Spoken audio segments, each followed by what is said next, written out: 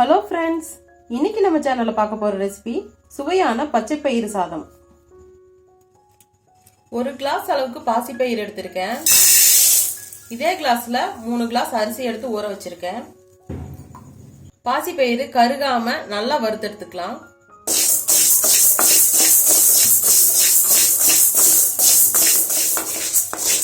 பருப்பு நல்லா வறுபட்டுருச்சு, கலர் மாறிடுச்சு. இதை ஆறட்டும். இந்த சாதத்துக்கு ஒரு பவுடர் ரெடி பண்ணணும். ஒரு துண்டு பட்டை, ஒரு கிராம்பு, அரை ஸ்பூன் சோம்பு, ஒரு ஸ்பூன் சீரகம், ஒரு 1/4 ஸ்பூன் மிளகு எடுத்து வச்சிருக்கேன். இது நைஸா பவுடர் பண்ணி வச்சுக்கலாம். மிளகு, சீரகம், பட்டை, கிராம்பு எல்லாம் பொடி பண்ணியாச்சு. 6 பல் பூண்டு, 2 துண்டு இஞ்சி எடுத்து வச்சுக்கேன். இதை 1க்கு 2 இடிச்சு எடுத்து வச்சுக்கலாம். இஞ்சி பூண்டு இடிச்சு வச்சாச்சு. இது இருக்கட்டும். இப்ப இந்த பாசிப்பயிர் பாத்தீங்கன்னா ஆறிடுச்சு. இது ஒரு மிக்சி ஜார்ல சேர்த்திக்கலாம். நம்ம நைஸா அரைக்க கூடாது. இதை பருப்பை 2ஆ உடைக்க போறோம். பல்சுல போட்டு எடுத்துக்கங்க. இதை இப்ப 1க்கு 2ஆ உடைச்சு எடுத்தாச்சு. இதை இப்ப புடைச்சு எடுத்துக்கலாம். இங்க பாருங்க, புடைச்சு எடுத்தாச்சு. பருப்பு மட்டும் தான் இருக்கு. 1-2 பருப்பு இருந்தாலும் தப்பு இல்ல, நல்லா இருக்கும்.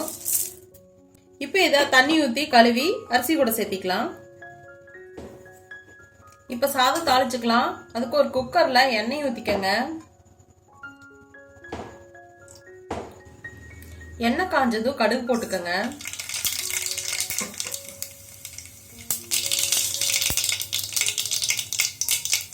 கடுகு நல்லா பொரிஞ்சதுக்கு அப்புறம் கடலைப்பருப்பு, உளுந்தம் பருப்பு.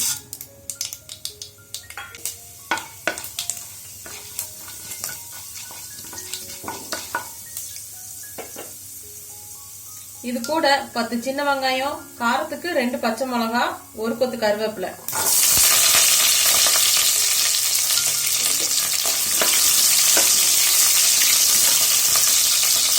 வெங்காயம் பச்சை வாசனை போற வரைக்கும் வதக்கிக்கங்க. வெங்காயம் நல்லா வதங்கிடுச்சு. ஒரு மீடியம் சைஸ் தக்காளியை பொடியா கட் பண்ணி வச்சிருக்கேன், அதையும் சேர்த்துக்கலாம்.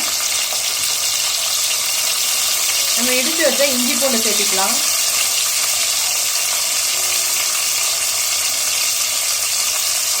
இது கூட இந்த பொடியையும் சேர்த்துக்கலாம்.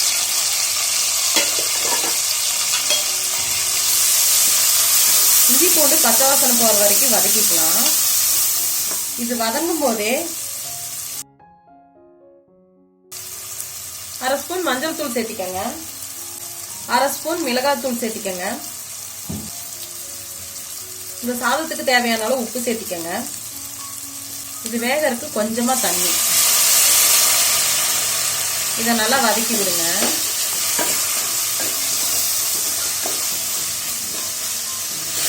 இந்த மிளகாய் தூளோட பச்சை வாசனையெல்லாம் போகணும். ஆல்ரெடி பச்சை மிளகா போட்டிருக்கோம், மிளகு இடிச்சு போட்டிருக்கோம். அதனால மிளகாய் தூள் கொஞ்சம் பார்த்து சேர்த்திக்கங்க.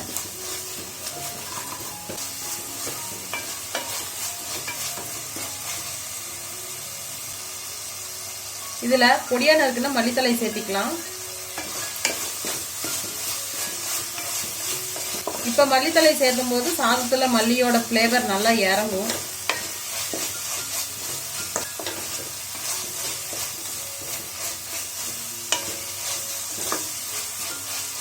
மசாலா வதங்கினது போதும். இப்ப தண்ணி சேர்த்திக்கலாம்.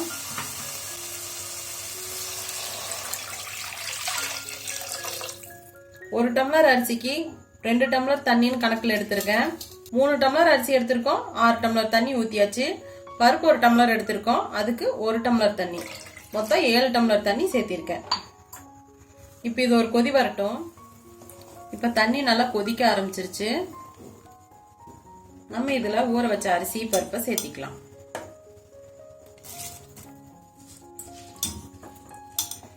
நான் அரிசி மட்டும்தான் 1/2 மணி நேரம் ஊற வச்சிருக்கேன். பருப்பு உடைச்சு கழுவி அரிசி கூட சேர்த்திக்கிட்டேன்.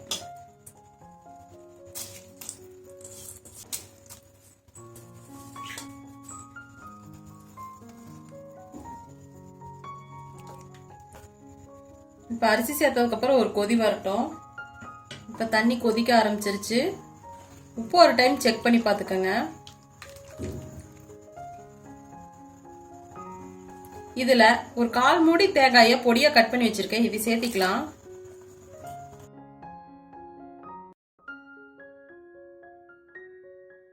தேங்காய் இந்த மாதிரி கட் பண்ணி சாப்பாட்டுல சேர்த்துனீங்கன்னா டேஸ்ட் சூப்பரா இருக்கும்.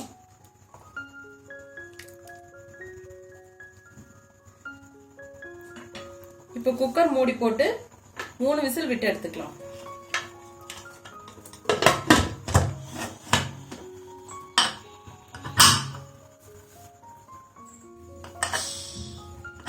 குக்கர் பிரஷர் போயிருச்சு. ஓபன் பண்ணி பார்க்கலாம். குக்கர் ஓபன் பண்ணும்போது அவ்வளவு மணமா இருக்கு. இப்ப கடைசியா மல்லி இலை தூவிக்கலாம்.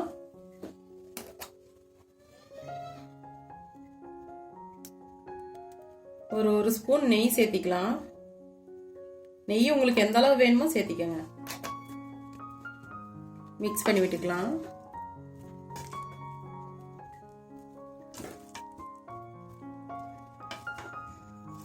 அருமையா சாப்பாடு ரெடி ஆயிருச்சு. பாருங்க எப்படி இருக்குன்னு. நல்லா சாப்பாடு உதிரி உதிரியா இருக்குது. நான் வந்து குறைந்த அரிசி யூஸ் பண்ணியிருக்கிறேன். நீங்க முழு அரிசி யூஸ் பண்ணாலும் தண்ணியோட அளவு இதுதான். 1 டம்ளருக்கு 2 டம்ளர் தண்ணி. அவ்வளவுதான். அருமையான பச்சை பயிறு சாதம் ரெடி ஆயிருச்சு. நீங்களும் இந்த ரெசிபியை ட்ரை பண்ணி பார்த்துட்டு எப்படி இருக்குன்னு கமெண்ட்ல சொல்லுங்க. உங்களுக்கு இந்த வீடியோ பிடிச்சிருந்தா லைக் பண்ணுங்க, ஷேர் பண்ணுங்க. மறக்காம நம்ம சேனலை சப்ஸ்கிரைப் பண்ணி சப்போர்ட் பண்ணுங்க.